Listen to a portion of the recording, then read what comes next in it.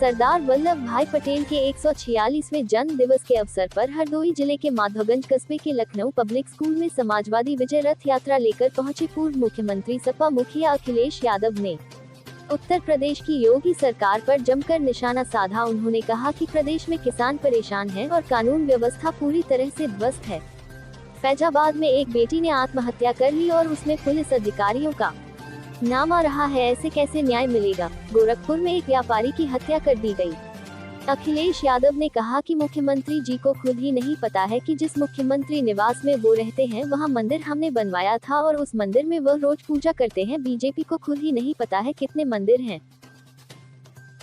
Programme था आज, किस चीज का प्रोग्राम है और मुझे खुशी है कि पूर्व एमएलसी एसपी सिंह जी ने जहां सरदार पटेल जी की प्रतिमा का अनावरण करवाया, वहीं अपने पिता को भी सम्मान दिया है।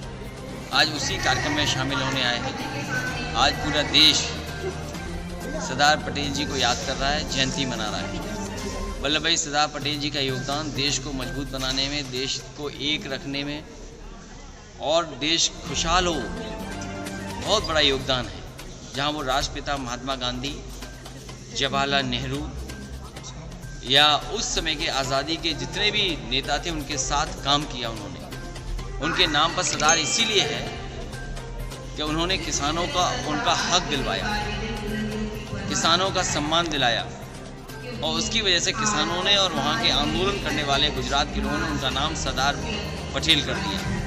आज हम उन्हें याद करते हैं, उनके योगदान आने वाली पीढ़ी जाने और जो सपना उन्होंने देखा था क्या सच्चाई में हो, सपने को पूरा कर पा रहे हैं।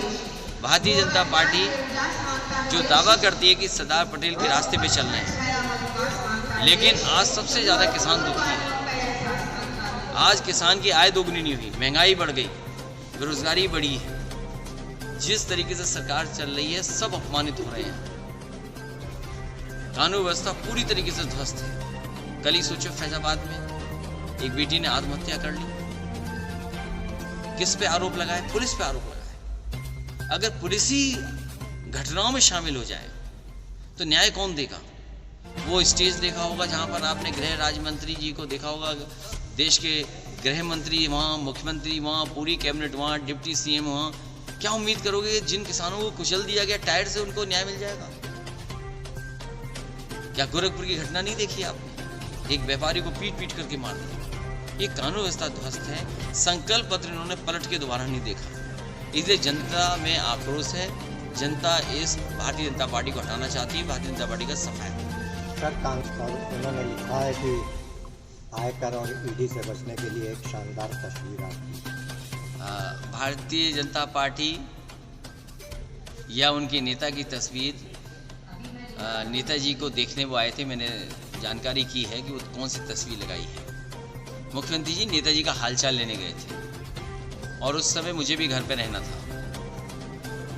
जहां तक कांग्रेस का सवाल है, कांग्रेस ये आईना किसको दिखा रही है?